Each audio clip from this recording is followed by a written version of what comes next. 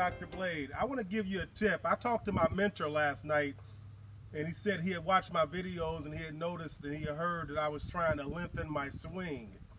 Now, I'm going to tell you the benefit of a mentor. A mentor can bring you back to your personal ground zero and keep you on track. So he said, Doc, he said, you're already hitting your 8-iron 155, 156 yards, okay? He said, I see you hitting your 4-iron and your 3-iron 210 to 230, 235 yards. You're hitting your driver really good. He said, your distances are spot on.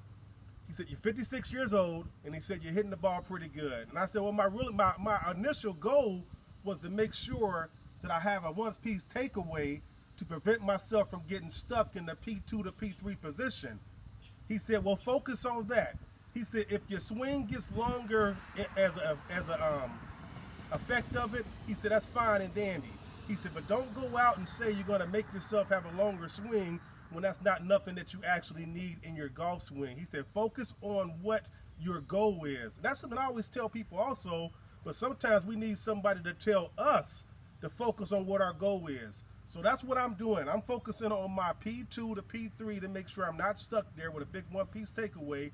And if my swing gets longer in the process, that's fine and dandy. If it doesn't get longer in the process, that's fine and dandy because I already got really good distance. Again, 56 years old, and I'm still hitting, playing from the tips, and I'm playing good golf, I mean, hitting birdies and pars and scrambling in the whole 9 yards. So sometimes we get caught up in what we want to look like versus the process, the effectiveness of the golf swing.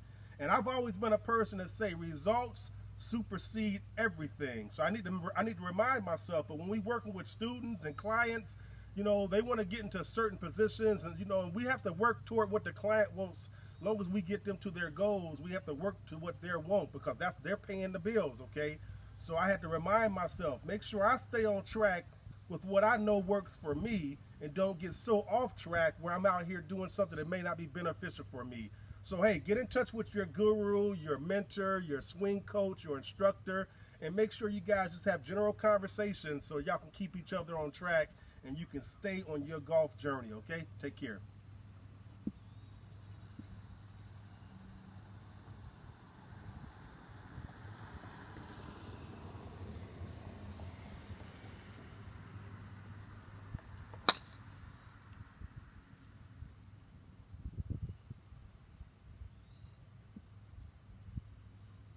Take that all day long.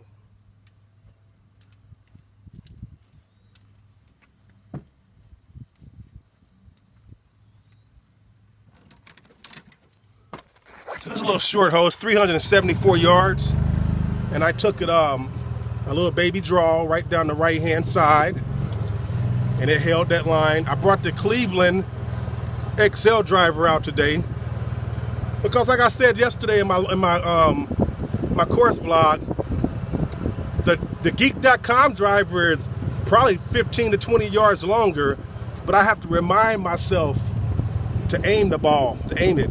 Whereas with my Cleveland driver, I'm so comfortable with it, I aim it right down the right-hand side or right over a tree, and I know it's going to perform and do what it needs to do. So I need to put more time with the Geek driver. Look at that. I mean, I smoked this ball. This ball's up here by the green. I think I see that. I have to check the yardage on that also. See how close this is playing. What hole is this? 20? I have to check on the scorecard because I'm literally right here. I mean, I smoked that ball though. That Cleveland driver is long. All right, let me check this. Okay, hold on. Okay, 354 yards is what it says right now. 354 yards. Okay, I was on the wrong hole, but I still have a nice little shot right here. I'm looking at probably 60 yards. Look, about 60 yards to the pin. Sucker pin placement right on the front.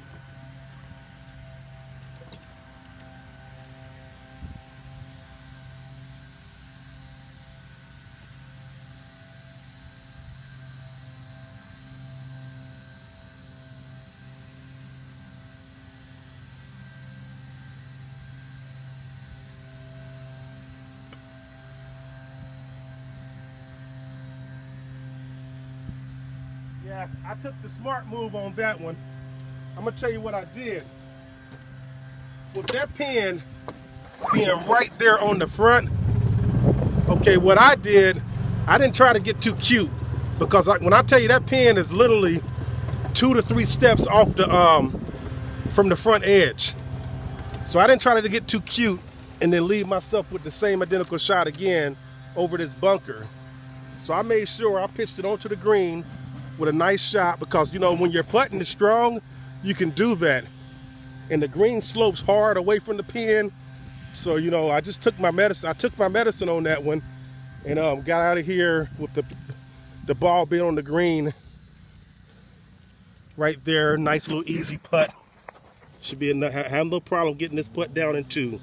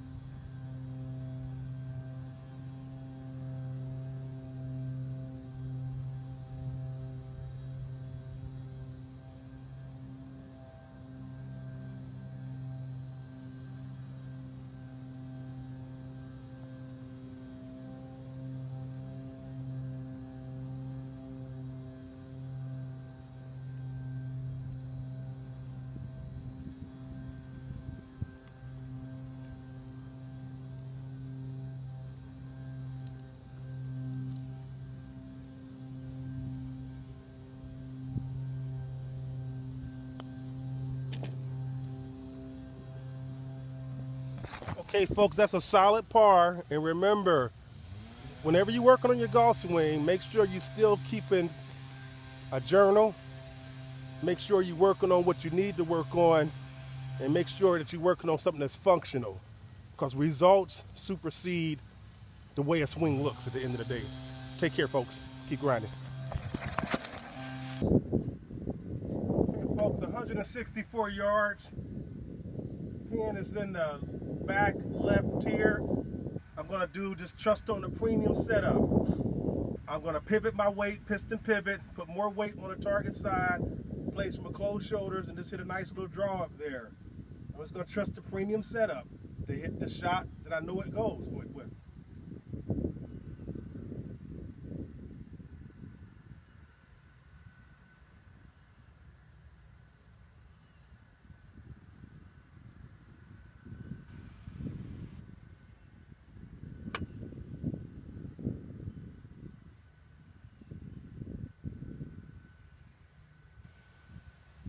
Can't do no better than that. That was the perfect ball flight, premium setup.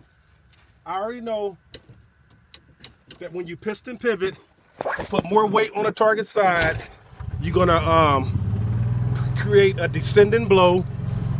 The closed shoulders are gonna create an inside to outside swing path, and then I just trusted and swing with it and hit the perfect little 3-yard draw, and it curled right there back. Nice. I mean, just nice. See, that's the benefit of the premium setup, folks. Even if you play traditional golf, I'm telling you right now, your traditional golf swing does not produce a repeatable shot. I know because I played traditional golf for years. I know it doesn't. You may hit the fade shot, you know, this time, or you may hit a draw this time, but if you're not working on your swing path constantly, let me tell you, those days when your rhythm, tempo and timing are off, it's going to give you hell. There she blows. I'm going to put this on for birdie. So nice. That's what I like about the premium setup.